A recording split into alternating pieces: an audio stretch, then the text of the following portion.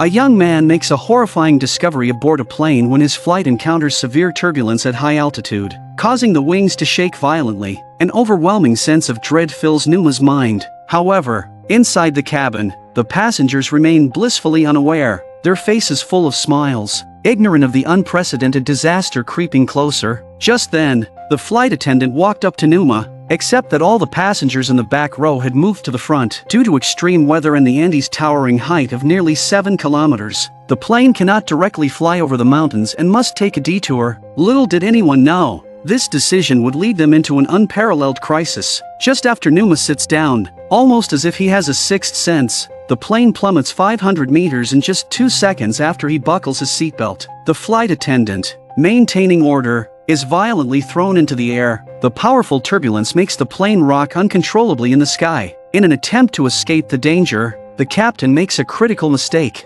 commanding the plane to descend rapidly from 10,000 meters in an effort to break through the thick clouds. But as soon as they break through, a terrifying sight greets everyone. The plane is hurtling at high speed towards a mountain range. To make matters worse, the plane is too old, and no matter how hard the pilots try, they cannot pull the aircraft out of its stalled descent.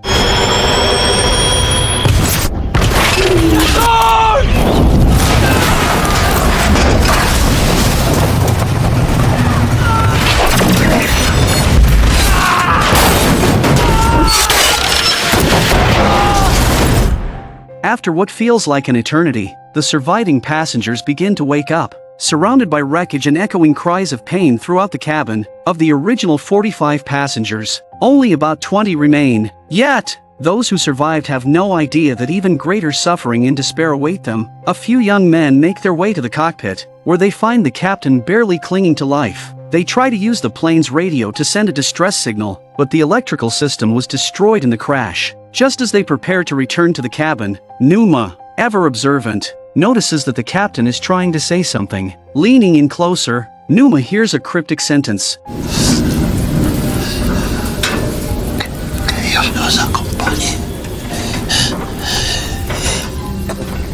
Night falls quickly, bringing bone-chilling cold. To shield themselves from the extreme temperatures nearly minus 40 degrees Celsius, the survivors block the gaping holes in the fuselage with suitcases. But against such bitter cold, their efforts are in vain. Those severely injured can't hold on any longer, and the survivors, huddled together for warmth, slowly turn into a frozen mountain of bodies. Numa realizes that in order to survive this endless snow, they must act quickly. The survivors gather to devise a self-rescue plan. First, they move the injured out of the cabin, then rearrange the seats to create more space inside. They also carry the deceased outside, but when they gather all the food, it barely fills one suitcase. To make the food last as long as possible, they strictly ration it, allowing each person only a small amount per day, in hopes of surviving until rescue arrives. They use whatever materials they have to gather resources. They even use suitcases to carve a large signal in the snow, hoping to attract attention.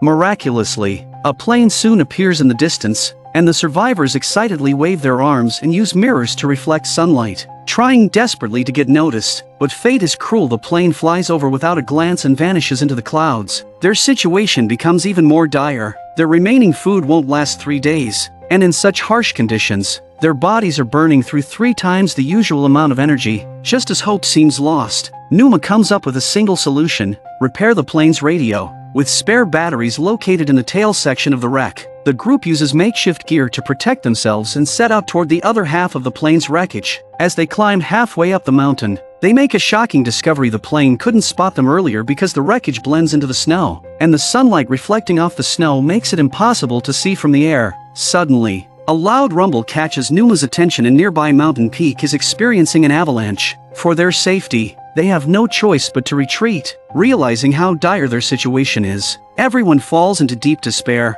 They've eaten all the food. Now, they're resorting to chewing on shoelaces, ropes, even cigarettes. But nothing can truly satisfy their hunger. In the depths of this desperation, one of the survivors says something that leaves everyone stunned. Afuera hay comida.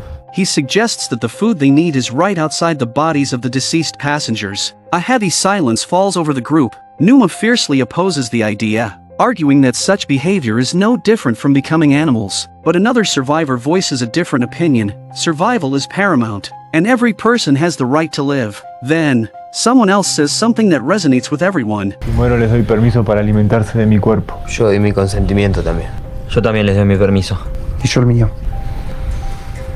Before long, the hunger-stricken group begins cutting into the bodies of the deceased. To spare the others from witnessing such gruesome acts, they hide in secluded spots to process the bodies. In the face of life and death, any sense of morality seems powerless. Meanwhile, those who refuse to participate cling to their hope for rescue, praying for salvation despite the biting cold and starvation. But after enduring so much physical suffering, they are about to face an even greater mental ordeal. While searching for supplies, they stumble upon a working radio in one of the suitcases. Overjoyed, they use tools to amplify the signal, hoping to hear any news of a rescue. Yet reality delivers another blow. The broadcast announces that the search for the Andes plane crash survivors has officially been called off. In 10 days, 17 planes made 66 search sorties, but found nothing. The search will resume next year, once the snow melts and the wreckage becomes easier to spot. This news plunges the group into utter despair. Despite their determination, in the face of hunger and endless hopelessness, their moral compass starts to falter.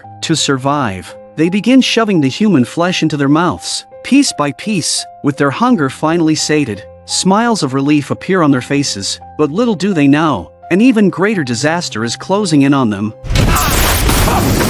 A sudden avalanche buries everyone under snow. The lucky ones, buried shallowly, manage to dig themselves out, but those buried deep can only scream in terror. The survivors scramble to rescue their trapped companions, desperate to prevent them from suffocating. However, just as they managed to rescue everyone from the snow, an even greater disaster struck. A massive avalanche barreled down toward them. The survivors, who had barely escaped, were once again buried under the merciless snow. To avoid suffocating, they used tubes to create air channels that allowed outside air to flow in. Despite their efforts, some of their companions still didn't make it through this ordeal. For 4 days, those trapped beneath the snow had no food. In the face of overwhelming hunger, they were once again forced to consume the bodies of those who had perished. But Numa, unwilling to surrender to fate, kept digging through the thick snow with unyielding determination, determined to escape. Though his leg was injured during his efforts, Numa eventually managed to kick through a window. Yet, this small wound would soon prove to be a fatal danger. Ignoring the pain, Numa continued digging upwards with an iron rod. After tireless effort, Numa finally broke through the surface of the snow, and everyone climbed out through the hole to reach the ground once again. However, there was no time to rest. They had no idea when the next blizzard might strike. So, they began digging out the plane, still buried under the snow. At the same time, Numa's injured foot became severely infected. Everyone realized that if they wanted to survive, they couldn't just sit and wait. They selected 4 survivors to journey toward Argentina, hoping to find signs of life along the way. But once again, disaster struck Numa. The severe infection in his foot left him unable to continue, and he collapsed, unable to control his body as he tumbled downhill. By this time, Numa's foot had developed a serious condition. To avoid slowing the group down, Numa decided to turn back on his own, leaving the remaining 3 to press on. After crossing another mountain, they made a miraculous discovery. They found the plane's rear half. They frantically searched for usable supplies and, incredibly, found the plane's spare batteries. If they could connect the batteries to the plane's radio, they might be able to contact the outside world. However, the batteries were too large to carry easily, so they had to return to the cabin, dismantle the radio from the cockpit, and bring it back to the rear of the plane. After expending all their energy to connect the radio, they discovered that the radio hadn't failed due to lack of power. It had been damaged all along.